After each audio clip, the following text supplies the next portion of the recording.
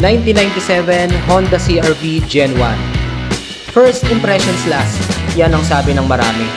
Pero para sa owner ng sasakyang ito, hindi. Kasi alam niyang mas malayo pa ang pagsasamahan nila, kasama ng kanyang pamilya at mga pagdadaanang misyon ng sasakyang ito. Kaya kahit medyo kailangan ng maraming biogesic para sa mga dapat ayusin, okay lang. Kasi may Diyos tayong tutulong sa atin.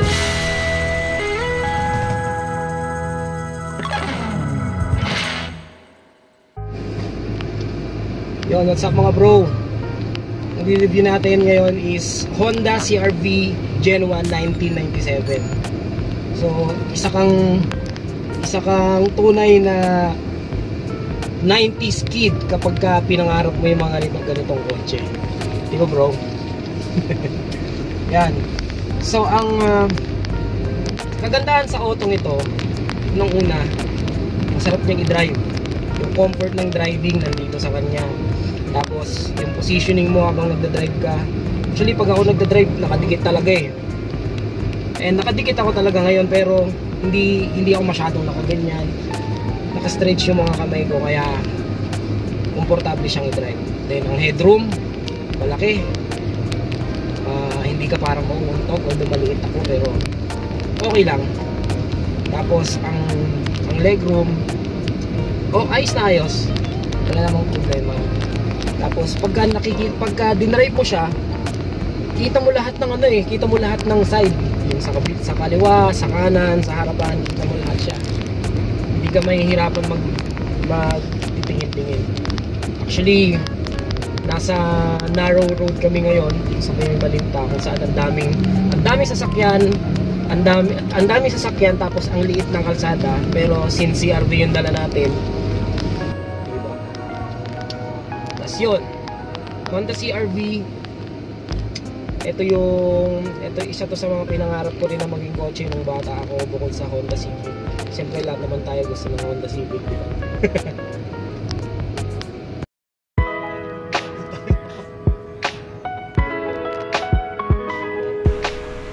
Kung speed ang pag-uusapan, nako, sandamakmak na upgrades ang pwede mo pang magawa para sa otong ito. Pero hindi na para dito, dahil mas maganda na ang purpose ng sasakyang ito ngayon. Una, para magamit sa gawain ng Panginoon. Pangalawa, panghatid ng mga bagets sa eskwelahan. At pangatlo, syempre, magamit papuntang Ilocos at Baguio. Natural, kasama ako dun.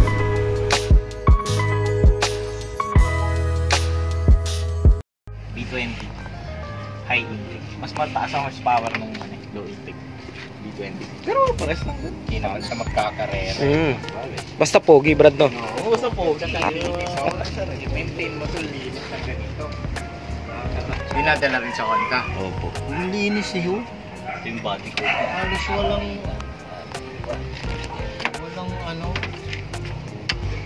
bago rin dito. Oo, ganito rin naman yung Nissan na Bumabagyo, parang wala lang. Oo, kumakapit talaga pala. Kapit po eh. Pero magkano? Di ba po yung Pirelli maganda na ang kapit? Wala palang bitik-bitik tong ganito na ano. Ano to? B20B? Hindi po yung nag-slide na gano'n. Pero ang ginagawa ng mga nakaano dyan, ng mga yung mga EG na nagbibil, ginagawa niya kinukuha yung black. Pero possible dyan yung mga engine swap? Oo, yung Engine swap ng ano? Ng mga pang... Hindi talaga ako nagsisi. Ano? Pang Civic mo? Pwede ha? Oo, ang kinukuha yung black, kinukuha nila yung black niyan ng B20. Kinukuha ng mga naka-EG na ano sa EK. Yan talaga. Wala naman. Timing belt yan no? Oo. Gusto mo palit ka na K20. Kakabibili. Kabibili lang eh. Okay. Maglalancer pa nga eh. Taga. Linis nga eh. Paano ba palinisin to? Kakakuha lang namin eh. Ano ba nilalagay dito? Hindi nga eh, baka yung pang-spray lang nila, baka mabili na lang natin eh. Kaso yung mga sikit-sikit na ganyan, yun yung tinatsaga ng mga nagde-detail. Yun daw po, sabi nung may-ari po. Alaga sa detail. Ano yun, mano-mano na kinukuskos? Mano-mano daw po. Binabash-bash yun ang Talaga? matagal Mil na ano, para lang may maliit siyang parang O, tapos gagawin umiikot yun, tapos talagang matatanggal yung mga ano. O, bro. Linis no? Linis nga eh. Kung yung ibang sasakyan, makita mo to, mga nag-ano, no? Binuksan natin yung makina mo, nakakaiya din. Nako. Kita kaluluwa nun eh. Pinapala na yata kayo, may Pero lakad yung pa yata repaint kayo. niya buo ata eh. So yung binunot yung makina Oo. ng repaint. Oh, binunot. So, bunutin din natin. I-repaint. Bunutin naman natin eh.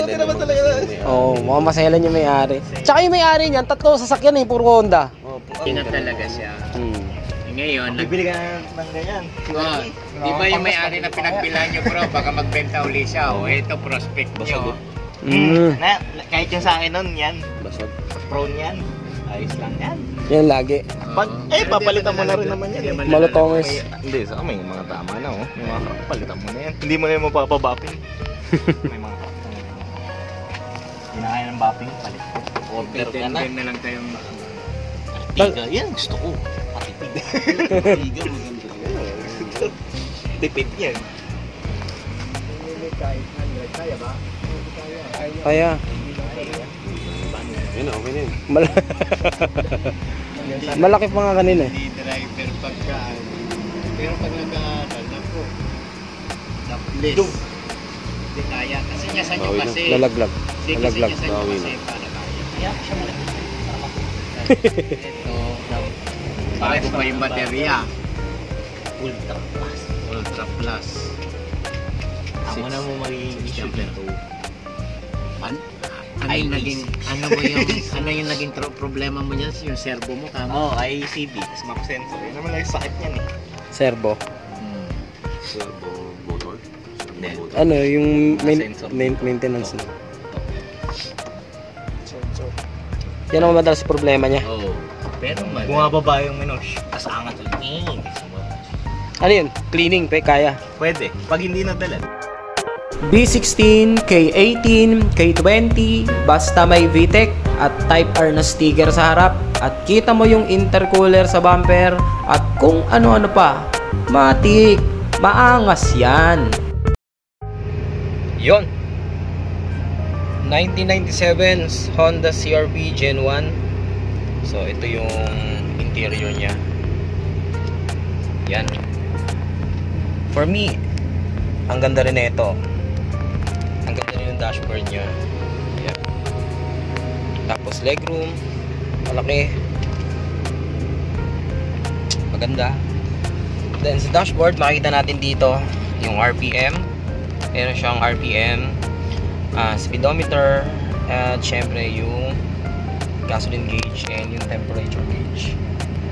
So, hindi ko lang alam kung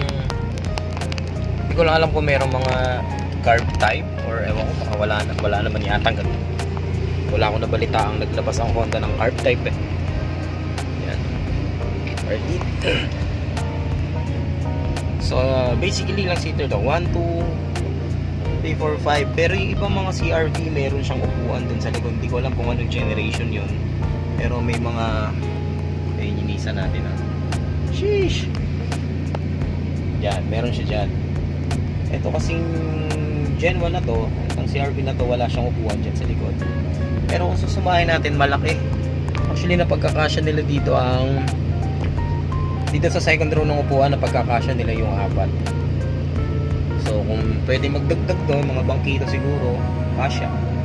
Kasi, mataas yung, malaki yung compartment niya sa loob. Yun. Kisa may sariwang-sariwa pa, wasaring-wasari. Buo pa yung mga vanities. Yung aircon, yun, malakas din. Kalahati pa lang yan. Yan, no? Malamig din ang aircon niya. Tapos, cambio, akala ko nandito. So, wala siyang center console. Wala nga, yan yun. Nandito pala yung kanyang nandito yung kanyang cambio for drive.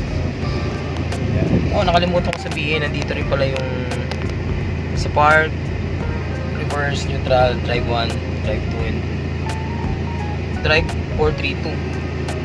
Ewan ko lang kung may mga overdrive to ha. Sa mga comment nyo down below mga Honda Civic or Honda CR-V boys dyan.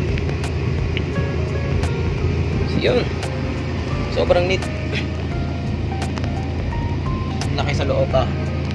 Ang laki sa loob. Let's check natin yung labas. Hello, anong awesome sa otong to? Yung paano ba bubuksan yung likod niya.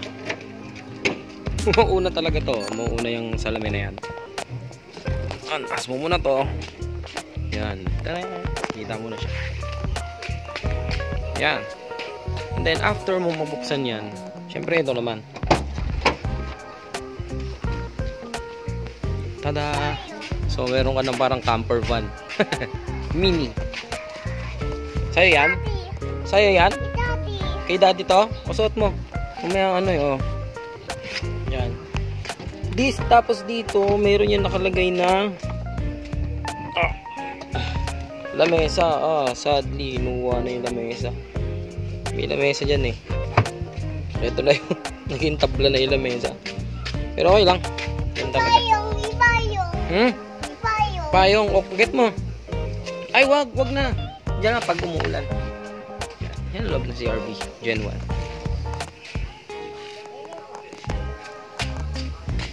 Balik na natin. Kapag binalik, una to. And then, ito na.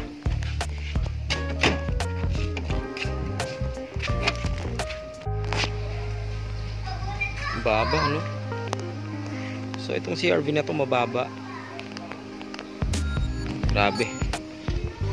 One finger gap. Sayad-sayad to.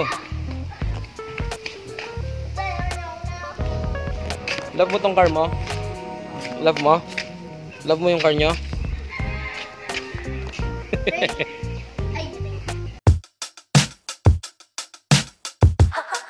At sa pagtatapos ng araw, hindi naman kailangan ng mabilis na kotse at malahalimaw na upgrades para masabi mong your dream car is fulfilled. Ang mahalaga, enjoy ka sa driving at masaya ka, kasama ang pamilya at higit sa lahat, nagagawa mo ang ministeryo mo para sa Diyos. Pagpalain tayong lahat.